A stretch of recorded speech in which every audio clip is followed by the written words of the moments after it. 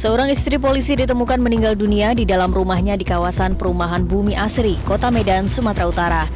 Tim Inafis Polrestabes Medan berada di lokasi untuk melakukan identifikasi sesaat usai peristiwa terjadi pada Minggu 2 Agustus 2026.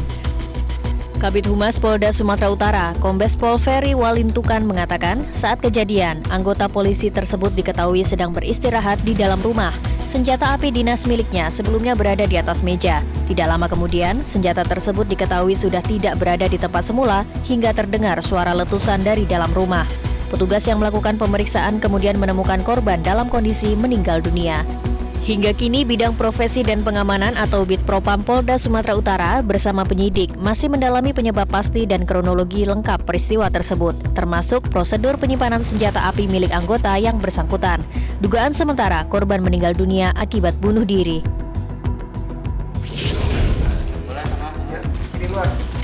KPK menggeledah sejumlah lokasi di 4 kota terkait kasus dugaan pemerasan Bupati Pemalang, Anom Widiantoro, yang turut menjerat oknum pegawai KPK Setiabudi Dias Oktaviano.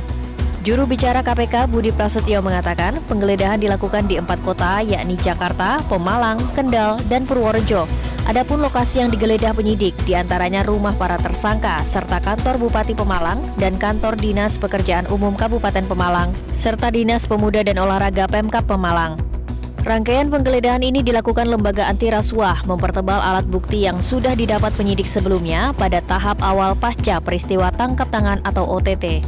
Sebelumnya KPK menetapkan 4 orang tersangka terkait kasus dugaan pemerasan yang dilakukan Bupati Pemalang, Anom Widiantoro, serta dugaan pemerasan yang dilakukan oknum pegawai KPK Setiabudi Dias Oktaviano selaku staf administrasi KPK.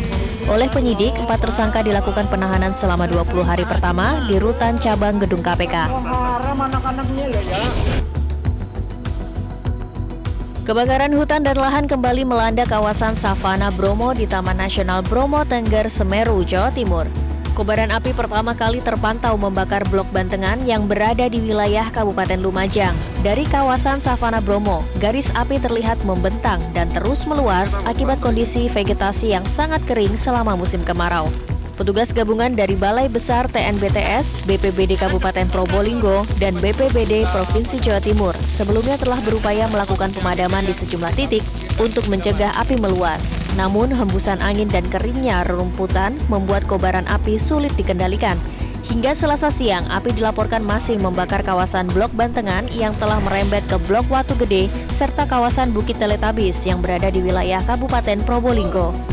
Untuk mempercepat penanganan, BPBD Kabupaten Probolinggo kembali mengirimkan personel ke lokasi dengan membawa berbagai peralatan pemadaman.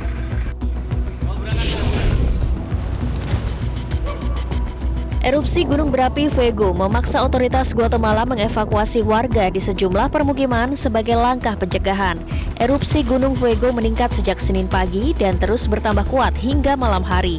Peningkatan aktivitas vulkanik memicu awan abu, aliran lava, dan awan panas yang mengancam wilayah di San Juan Alatenango.